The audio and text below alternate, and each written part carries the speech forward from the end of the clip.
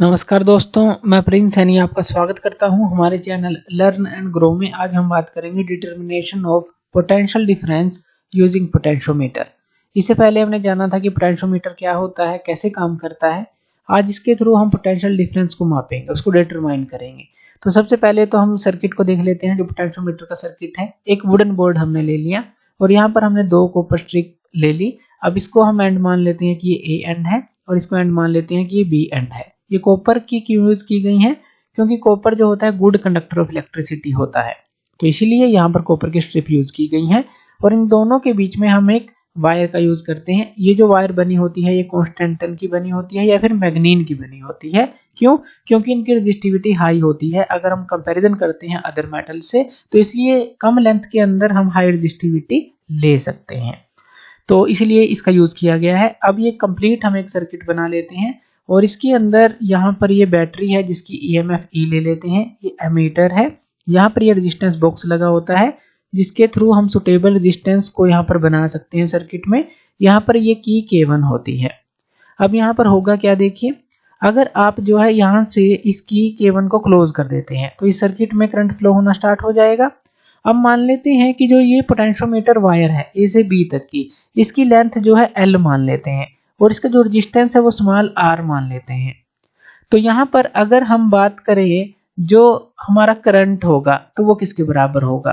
Current हमारा V by R के equal होता है। अगर इस फॉर्मूले से देखें V equal to I R से, I क्या हो जाएगा? V by R। V यहाँ पर क्या है? ये जो EMF है इस बैटरी की, तो ये आ जाएगी डिवाइड में जो रेजिस्टेंस है। रेजिस्टेंस क्या है? अब देखिए सर्किट के अंदर इस रेजिस्टेंस बॉक्स का भी रेजिस्टेंस होगा। मान लीजिए R हम उसको ले लेते हैं, जो भी स्टेबल रेजिस्टेंस हमने यहाँ पर मेंटेन किया है। अब ये R हो गया और इसका इंटरनल रेजिस्टेंस जो कि ये हमने R लिया है, तो दोनों का सम हो जाएगा सर्किट में, तो करंट फ्लो हो जाएगा ये हमारा। और इसी तरह से अगर हम बात करें जो पोटेंशियल होगा या कहें कि जो पोटेंशियल डिफरेंस होगा, तो वो क्या होगा? V वो आपका होगा K इंटू L, यही होगा। और K की वैल्यू निकालें, V बाई L हो जाएगी। ये किसके लिए निकाला है हमने? ये K क्या है? यहाँ पोटेंशियल ग्रेडियंट है। ये K किसके लिए निकाला है? जो कि हमारी पोटेंशियोमीटर वायर है उसके लिए निकाला है। यानी कि ये जो है पोटेंशियल ग्रेडियंट है वो पोटेंशियोमीटर वायर। तो ये फॉर्मूला अभी हमें ध्यान रखना है। उसके बाद यहाँ पर हमारे पास एक स्केल लगा होता है जिसके थ्रू जो है हम यहाँ पर लेंथ मेजर कर सकते हैं। जब हम जोकी को यहाँ पर टच करेंगे, इस तरह से हमारे पास एक सर्किट और होता है बना हुआ। तो यहाँ पर ए टर्मिनल के साथ ये वायर कनेक्ट होती है और ये रेजिस्टेंस जो होता है R1 होता है। यहाँ पर एक गैल्वेनोमीटर होता है और उसके साथ ही जोकी जे लगी होती है। इस जोकी जे को आप इस वायर पे कहीं पर भी प्रेस कर सकते हैं। और यहाँ पर एक और चीज ध्यान रखनी है, ये देखिए यहाँ पर जो ये बैटरी लगी है इसकी EMF E1 मान लेते हैं। यहाँ पर देखिए ये जो बैटरी है इसकी EMF जो है, यहाँ पर जो है बैटरी देखिए यहाँ पर डबल हमने सिंबल दिखाए हैं, यहाँ पे सिंगल सिंबल दिखाया है बैटरी का। ये क्यों दिखाया है? क्योंकि ये जो EMF होती है, ऊपर वाला जो सर्किट है सारा, इसकी EMF ज्यादा होती है अगर हम इस EMF से बात करें, ताकि जो करंट फ्लो है इस बैटरी के द्वारा इस तरफ ना जाए, ताकि इस तरफ जो है करंट ज्यादा रहे, ग्रेटर रहे, और इस तरफ जो है ये कम रहे, ताकि जो करंट है इस तरफ फ्लो हो सके, इस तरह से फ्लो हो सके, अक्रॉस R1 फ्लो हो सके, इस तरफ ना जाए इस बैटरी का करंट। तो ये आप कह सकते हैं। और ये ज्यादा है, ये इस तरफ आ सकता है और इस तरह से फ्लो करेगा। तो ये हो गया। अब यहाँ पर इस की K2 को भी हम क्लोज कर देंगे।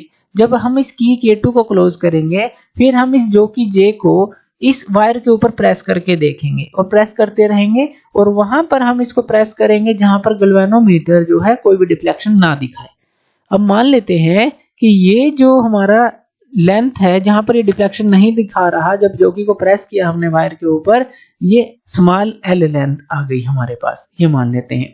तो इसके लिए अगर हम पोटेंशियल ड्रॉप निकालें जो अक्रॉस R1 है, इस R1 के अक्रॉस अगर हम पोटेंशियल ग्रेडियंट की बात कर ले, तो ये क्या होगा? हमारा जो पोटेंशियल डिफरेंस होगा अक्रॉस R1 और पोटेंशियल ग्रेडियंट क्या होगा? K हमारे पास क्या आ जाएगा? V बाय स्मॉल L आ जाएगा। ये आएगा क्योंकि अब हमने इस लेंथ की बात की है, जब हमने इसको प्रेस किया गैल्वेनोमीटर में कोई भी डिफ्लेक्शन नहीं आई। इसका मतलब क्या है इस पॉइंट का? कि जो अक्रॉस R1 था यहाँ पर, जो कि पोटेंशियल डिफरेंस था इस अक्रॉस R1, इस रेजिस्टेंस के अक्रॉस, वो किसके इक्वल होगा? जो फॉल ऑफ पोटेंशियल होगा अक्रॉस जो पोटेंशियोमीटर वायर है ऑफ लेंथ L, ये स्मॉल l, ये चीज। तो यहाँ से k जो आ जाती है V/L कह लीजिए, या V की वैल्यू जो है k इंटू स्मॉल l आ जाती है। अब यहाँ से देखिए I की वैल्यू ये आई थी हमारे पास, पहले हम k की वैल्यू यहाँ से निकाल लेते हैं। जो V की वैल्यू आएगी यहाँ से I इंटू R आएगी। अगर हम बात करें इस फॉर्मूले की, तो यहाँ से जो अगर हम पोटेंशियल जो ड्रॉप है अक्रॉस पोटेंशियोमीटर वायर की बात करें, जो पोटेंशियोमीटर वायर है उसकी बात करें, तो यहाँ से I इंटू R आएगी। I की वैल्यू ये है एप्सिलॉन R/R, या कह लें EMF जो है R plus R into R। तो V इंटू I की वैल्यू जो है आपने यहाँ पर पुट कर दी, I इंटू R। ये जो है हमारे पास ये जो हमारा रेजिस्टेंस था इसका पोटेंशियोमीटर वायर का, इसलिए ये जो हमने निकाला है potential drop across potentiometer wire निकाला है। इसी तरह से अगर k की वैल्यू को निकालते हैं इस V की वैल्यू को, अब ये I की वैल्यू पुट की है यानी कि V की वैल्यू आ गई है कंप्लीट। तो V की वैल्यू को यहाँ पर पुट कर देते हैं एप्सिलॉन R प्लस R, या EMF कह लीजिए इसको, और यहाँ पे R है डिवाइड में L है। तो ये आ गई हमारी k की वैल्यू, किसके लिए? पोटेंशियोमीटर वायर के लिए। अगर ये जो लेंथ है इसके लिए आप निकालना चाहते हैं तो ये फॉर्मूला हम यूज करेंगे और इस k की वैल्यू को यहाँ पर पुट कर देंगे। ये k की वैल्यू जब हम पुट करेंगे जो है इस तरह से EMF divide by R plus R और R डिवाइड बाय L और इनटू ये स्मॉल लेंथ जो है L आ जाएगी। तो इस तरह से इस V की वैल्यू को आप यहाँ पर फाइंड आउट कर लेंगे। तो इस तरह से जो पोटेंशियोमीटर का आप यूज करके पोटेंशियल डिफरेंस को फाइंड आउट कर सकते हैं। तो ये हम समझ गए हैं कि किस तरह से हमें फाइंड आउट करना है।